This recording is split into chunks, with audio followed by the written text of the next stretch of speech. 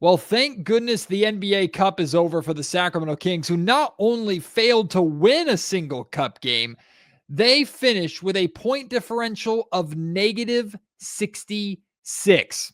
We're 20 games into this season, and we all can see that changes are long overdue. I'll share with you what changes need to happen now, right here on Locked On Kings. You are Locked On Kings, your daily Sacramento Kings podcast, part of the Locked On Podcast Network, your team every day. And now, ladies and gentlemen, it is that time for another episode of Locked On Kings. Hello and welcome into Locked On Kings, your podcast hub for Sacramento Kings coverage all season long. This episode is brought to you by FanDuel. Right now, new customers can bet just $5, and if your bet wins, you'll get $300 in bonus bets to use across the app. Head to FanDuel.com to get started. My name is Matt George. I have the privilege of being your host here. I'm a Sacramento sports anchor and reporter for ABC 10 News. The Sacramento Kings just lost to the Utah Jazz. Like I said in the introduction, 0-4 in NBA Cup play. Something tells me they will not be moving on to the knockout round. The Cup was over after their first loss when they got obliterated by 31 points to the Oklahoma City Thunder. But they failed to win a single Cup game. Not only that, they lost by a combined 66 points. So the Cup, we can put it in the rearview mirror. It doesn't matter. It didn't matter. But the only chance of hardware that the Sacramento Kings really had this year is long gone with the end of the NBA Cup run for Sacramento. But here we are 20 games into the season. And that 20-game mark is significant because, like I shared with you, when I laid out what I was told and what I believe and found out that the Sacramento Kings plan is, what Scott Perry's plan is for this Kings team this season, that 20-game mark, that 20 to 25 game range is kind of a general rule of thumb in the NBA of you need about 20 to 25 games to really assess your team and how good they are, what works, what doesn't. It's like a see what you have mark. Well, we all can see what the Sacramento Kings have. It sucks. This team is 5-15. The defense is god-awful, maybe even worse than we initially expected. And the offense that we expected to be at a level enough to make this team compete for a potential playoff spot, certainly a play-in spot, hovering around 500 because of their offense. That offense is really, really bad. So you need 20 games to kind of analyze what you have, what you need, where you're at as a Sacramento Kings team. You didn't need all 20 to realize this situation, but now you've used all 20. Here they are.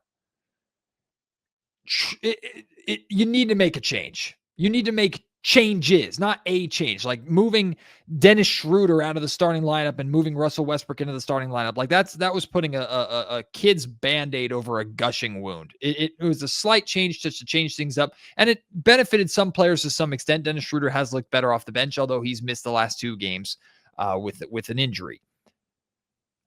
But I'm talking about significant fundamental changes to how you are running this basketball team this season.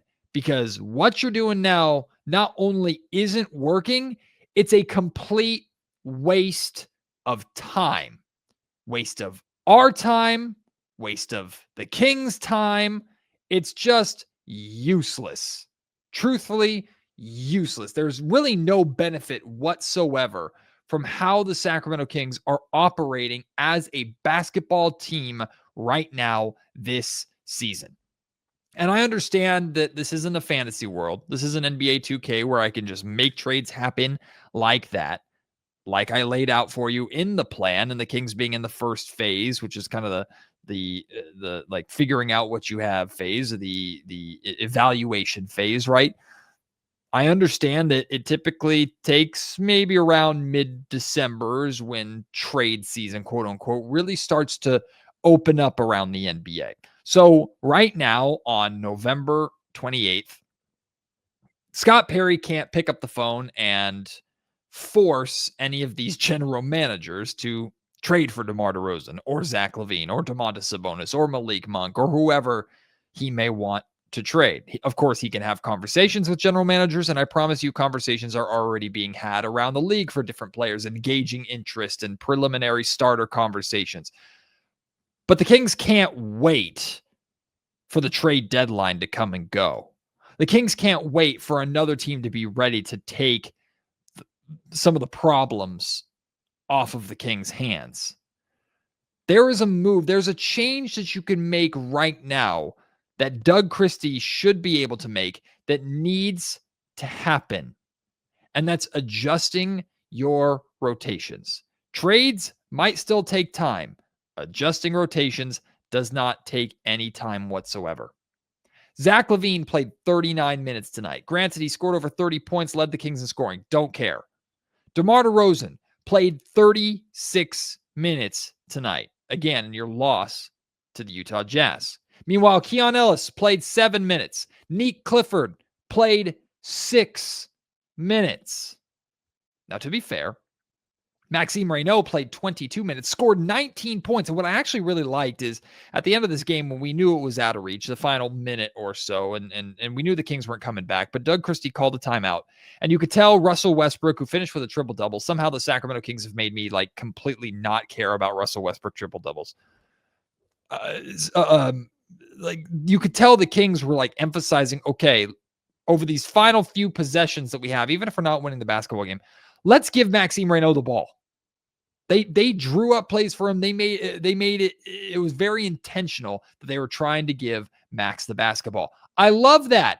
Good. Now take that for the final minute of a game and make that who you're going to be as a basketball team for the remainder of this season. I'm not saying draw up plays for Maxime Reynaud for 35 plus minutes a night. But like we know that Maxime Reynaud at least has a chance at being part of your future in some capacity. So good. Give him opportunities to score. Keegan Murray played 45 minutes, 45 of the 48 minutes in this game. Well, I don't think it's going to be healthy in the long run for Keegan to play that many minutes. Good. I'm glad he's playing. And once again, we'll talk about his numbers tonight and his numbers over the last 4 games towards the end of this podcast. But once again, Keegan Murray was aggressive. He played very well because we know Keegan Murray is, as of now, part of the future plan for the Sacramento Kings. So good. That makes sense. But Keon Ellis playing 7 minutes, maybe you don't think Keon Ellis is part of your future. Okay, fine. Nick Clifford playing 6 minutes. I understand recently when Nick Clifford has played, he's not really looked too great. He's not really looked too confident. You could tell maybe like whatever, like typical rookie wall, the speed of the game, whatever it may be. Nick does not look very, very comfortable right now. But you know what helps a rookie getting comfortable? Playing and working his way through it. Not having him sit on the bench and play 6 minutes so that we can watch Zach LaVine play almost 40 and DeMar DeRozan play 36. For a team that's 5-15 that just lost to the Utah Jazz because until the fourth quarter when they scored an empty 40-plus points, they could barely score 27 points in a quarter with 39 minutes of LaVine and 36 minutes of DeMar DeRozan. I know we talk about those guys more than anybody else. And to be honest with you, if Domantas Sabonis was playing in this game and played 37 minutes, I'd be saying the same thing. Stop wasting our time giving these guys heavy minutes. It does nothing for us as viewers, does nothing for the fan base. And Doug Christie, it does nothing for you. They're clearly not winning games for you. So they're not buying you a better chance at keeping your job. And Scott Perry, again, go to Doug, knock on the door of his office, give him a call and say, Doug, I give you the green light. Play the guys that actually maybe are going to be part of this future going forward. Enough of this. I'm not saying you have to bench LaVine and bench DeMar DeRozan and they can sit there and ride the pine and you don't have them start. Start them. I don't care, but cap them at 32 minutes every night unless they're really, truly cooking. And again, you could talk about, oh, Zach LaVine scored more than 30 points. Great. I don't care. Zach LaVine has a reputation around the NBA of being a guy that puts up empty calories. There is a lot about Zach LaVine as a player that I really, really like. There was a lot about Zach LaVine as a player coming into this season that I was really confident in. I'm not confident in it anymore. You know why? Because the Kings are 5-15. And Zach LaVine is part of that problem. He's not the problem, but he's part of that problem. So is DeMar DeRozan. So is Domantas Sabonis. So is Russell Westbrook to some extent, but at least I know Russell Westbrook is going to play hard every single night. So is Dennis Schroeder. I don't know if any of those guys I just said are going to be a part of this Kings team or should be looked at as a part of this Kings team beyond this season. So why am I wasting my time watching them play almost 40 minutes? It doesn't do anything for you. What more do you need to see from this failure of a roster? It's a complete and utter failure. And we know whose failure it is.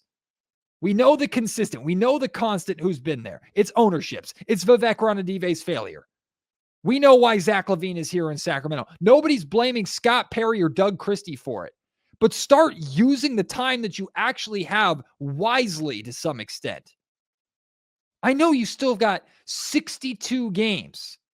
God, that's painful to say that we have 62 more freaking games of this. But you know what will make those 62 games unbearable? Watching Zach LaVine and DeMar DeRozan play almost 40 minutes a night. When Nick Clifford and Keon Ellis are getting 7 and 6 minutes. What are we doing here? There is 0 point, 0 reason to have LaVine and DeRozan playing that much. And you're not, don't try and sell me on this, oh, we're showcasing them. You're showcasing DeMar DeRozan or Zach LaVine or any of these guys, Malik Monk.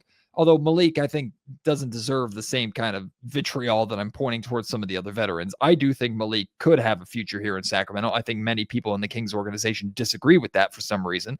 But you're not showcasing any of these dudes to the league.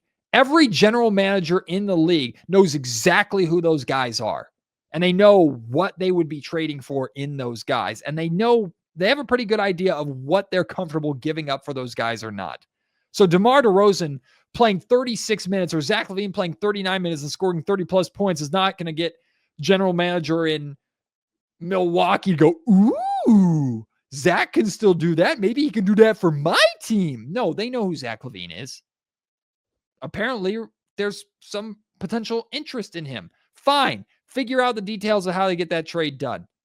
But Zach playing 30 minutes or 39 minutes a night is not going to change anything in those negotiations and in those conversations.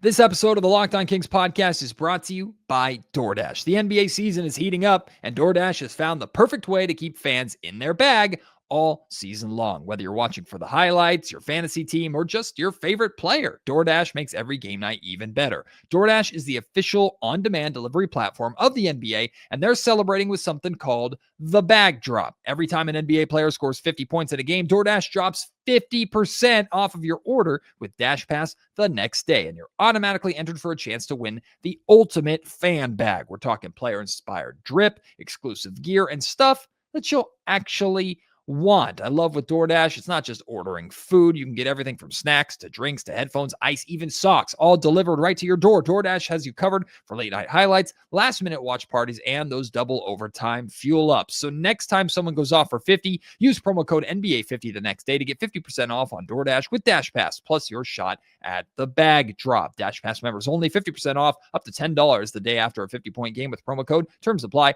No purchase necessary. Ends April 13th. Open to U.S. residents 21 or older. Visit DoorDashInYourBag.com for details. DoorDash in your bag all season long. I've been harping on how bad the Sacramento Kings offense is a lot recently because it makes no sense to me how a roster this loaded with offensive talent could be this abysmal on the offensive end. And in fact, it just honestly ticks me off how horrible this team is on offense. And it's because the Kings offense is fundamentally broken. Just fundamentally broken. Their half-court offense is your turn, my turn, garbage. And it's been that way since preseason, right? And maybe sometimes one or two guys get hot enough or play well enough for it to carry them through enough to win a basketball game. Hey, you've got 5 of those wins. Whoop-de-doo. But for the most part, the half-court offense is disjointed. It's isolation. It's disconnected. It is just plain bad. And the reality is, with the way the Sacramento Kings play through 20 games this season, the best version of their offense is in transition. However, in order to score in transition, you need to get stops on defense, which we know this team does not do. So this roster that is loaded with offensive weapons, individual offensive stars, talking multiple former All-Stars, future Hall of Fame talent, they, who are also expectedly bad, or as expected, bad on the defensive end, they need to play good defense in order to score consistently. That's what we're doing here in Sacramento. How could you possibly ever hope to find any sort of success with that at all with this roster? And the results are what we see. The Kings' offense is inconsistent and for the most part, bad. We're talking like bottom 5 in the league, where we absolutely did not expect it to be. Only a few spots ahead of how horrible the defense is, which we did expect.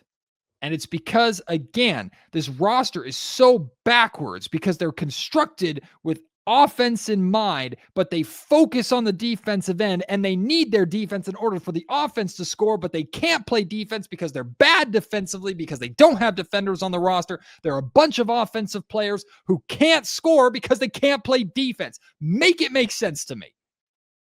It just doesn't. The only way they know how to score is the same way you and I know how to score, or kind of try to know how to score, when we play pickup basketball at our local gym, or playing one-on-one with a friend at the park. Like that's the Kings offense. Okay, it's your turn to go one-on-one. Okay, maybe we'll set a little screen for you. Maybe we'll have 2-man action between these two guys because they're kind of comfortable playing together. The rest of you, spread the floor out, stand in the corner, maybe catch a pass and shoot, but you're probably going to shoot it at like a low 30s percentage, like the entire team shooting percentage, because defenses don't have to respect you because you don't have enough shooters on this roster. Again, it just no aspect of this team offensively makes sense. None of it. None of it. In fact, what makes the most sense about this Sacramento Kings team is that they're horrible on defense. That is what makes the most sense about this Kings team. It's crazy to me. It's crazy to me. And this is where, like, I've given Doug Christie and his coaching staff a lot of passes because, like I've talked about a lot when Mike Brown was fired and have been consistent with it, I don't think this is a defensive problem. Like, as fundamentally broken as the offense is, that's a tiny crack compared to the crater that is this roster construction. It's horrendous. It's so bad. And we've known this. Everybody in the NBA has known this. Anyone with a basic basketball IQ looked at this roster and said, this probably doesn't work. Shocking. It has not worked. I just don't think we all expected it to be this catastrophically bad through 20 games, but maybe it's doing us and everybody else a favor that it is this bad so we can hopefully move on from it quicker, which is hopefully the whole point of this podcast. But this is where I am a little critical of coaching, because Doug Christie, Mike Woodson, whoever, Bobby Jackson, who cares? Any of these guys, they can't figure out what they need to do or how to be consistent with their rotations and with who's playing, with their messaging. A strength of Doug Christie was supposedly he did a better job than Mike Brown at analyzing his roster for what they are and maximizing the talent on the roster. He did that better than Mike, which is one of the reasons why he was able to keep the ship afloat after the Kings fired Mike Brown last December and De'Aaron Fox was on the way out the door. Doug was able to find a way to keep that team above 500, at least over the stretch of games that he was the coach. We all saw what happened in the play-in, but it doesn't matter. Like, he did a good job there. And one of the reasons why was I think he did a better job than Mike in the short term of maximizing that roster a little bit better. They rallied around him. He figured some things out. All that's gone. All that is gone because there's nothing being maximized on this roster. Nobody's being maximized. But now to the defense of Doug Christie and his coaching staff, when we go back to the roster construction, which is at the center of all this, nothing's being maximized. Nobody's being maximized because everybody's individual game doesn't fit the collective. You have a group of individuals that aren't capable of playing consistently solid team basketball because their games don't fit team basketball, and their games specifically don't fit the type of team basketball that Doug Christie and the Kings are talking about and trying to play. Most of these players, as we felt from the very beginning, do not fit the vision and the pillars and the talking points of Scott Perry and, by extension, Doug Christie's vision for the future of the Sacramento Kings. We've known this. And yet, you're still trying to cram a square peg into a round hole. They've been doing it all season through these 20 games, and it hasn't worked. So, again, stop wasting our time and do something different. Either play the players who do or can actually fit that vision going forward. Play those guys more, or change how you want to play, or adjust your vision to better fit the roster that you have. You got you got both feet in two different pools. Dive headfirst into one of them, and I can tell you which one's the better pool to dive into, the one that actually has clean water. That's the pool with the future. That's the pool with the young guys. That's the pool with Keegan Murray taking the majority of your shots. Doesn't mean the team's going to be better. Doesn't mean you're going to win more games, but at least you're going to do something productive towards some sort of future here in Sacramento. Because right now, all you're doing is it's like that party game. It's like the Kings are good analogy, Matt. The Kings are the kid at the birthday party that does like the 10 spin. You put your head down on the thing, the bat that you use to whack the pinata, and you spin 10 times so you get nice and dizzy. The Kings have been spinning and getting themselves dizzy, and now they're swinging at the pinata that isn't actually there. It's over here, but they're just swinging and missing at this pinata because that's where their dizzy vision says where it is. Maybe that wasn't a good analogy. Maybe that entire thing was bad, but so is this version of the Kings. This episode of Locked On Kings is also brought to you by FanDuel. The NBA is back, and there's no better place to get in on the action than on FanDuel, the official sports betting partner of the NBA. Even if you miss the start of the game or want to ride the hot hand, FanDuel has live bets on everything from who will score next to fourth quarter comebacks. Plus, you could even combine your live bets into a same-game parlay for a shot at a bigger payout. It keeps every game more exciting, especially when your team is making that late push. Right now, FanDuel is giving new customers $300 in bonus bets when your first $5 bet wins. So head to FanDuel.com to sign up and play your game with FanDuel, the official sports betting partner of the NBA. If there's anything that's been able to get us through this last handful of Sacramento Kings games, and to be fair, over the last 4 games, the Kings are 2-2. You can guess which 2 games I wasn't here for and which 2 games I've been here for. It's Keegan Murray. Keegan Murray is playing really, really well. And we talked about this a little bit after the Kings lost to the Phoenix Suns on Wednesday. But like Keegan is doing his best to give this fan base some sort of life and doing his best to one, showcase his ability as being more than just a 3-and-D role player, thank God. And 2, showing or doing his best to kind of force Doug Christie and Scott Perry's hand of, all right, the most fun thing about this team right now, the only good thing about this team right now is the way Keegan Murray is playing. Keegan Murray, we believe, is part of our future. So let's go full into this Keegan Murray future focused approach to the remainder of this season because there's nothing better to do. Like, hopefully Keegan's kicking that ball a little bit further down the road or speeding that process up. Here are Keegan Murray's last 4 games. At Denver against the Nuggets when the Kings won, 19 points, 7 of 14 from the field, 5 rebounds, 2 steals, 1 block. In the Kings win at home against the Minnesota Timberwolves, Keegan Murray, 26 points, 10 of 19 from the field, 14 rebounds, 1 steal, 1 block. Against the Phoenix Suns on Wednesday in Sacramento, Keegan Murray, 19 points, 7 of 16 from the field, 8 rebounds, 2 steals, 2 blocks. And then tonight against the Utah Jazz in 45 minutes of playing, Keegan Murray, 23 points, 9 of 18 from the field, 8 rebounds, 3 steals, 2 blocks. So in those 4 games, you've got 2 double-doubles. You've got 2 games over 20 points. The other 2 games just under 20 points at 19 each. You've got 3 out of the 4 games with multiple steals. 2 out of the 4 games with multiple blocks. At least 1 steal and block recorded in every single one of these games. And yet my favorite number in all these 4 games is 14, 19, 16, and 18. The field goal attempts. 14 field goal attempts, 19 field goal attempts, 16 field goal attempts, 18 field goal attempts. Those have all been either number 1 on the team or top 2 or top 3 on the team. Tonight was top 2. Zach LaVine, I think, took 21 shots. And again, Zach offensively was cooking, so good for him. That's everything I want. That is everything I want. Keegan, keep shooting. Kings, make it your mission to keep feeding that man the ball and giving him the opportunity to score. I still do feel that for some reason when Keegan is playing well, or a couple fans noted this on social media and they were absolutely right. I can't remember who pointed it out. I wish I could. I'd give them credit. There was a play where Keegan, actually it might have been a couple plays, where Keegan established himself in the mid to low post. He had position. He had a size advantage. And the Kings didn't get him the basketball.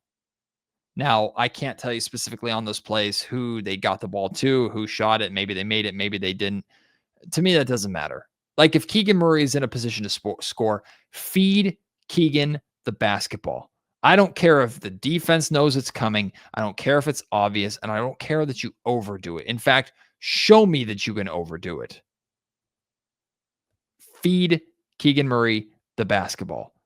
Find some way, shape, or form to maximize this time or take advantage of this time. And right now, Keegan Murray is maybe the only person taking advantage of it.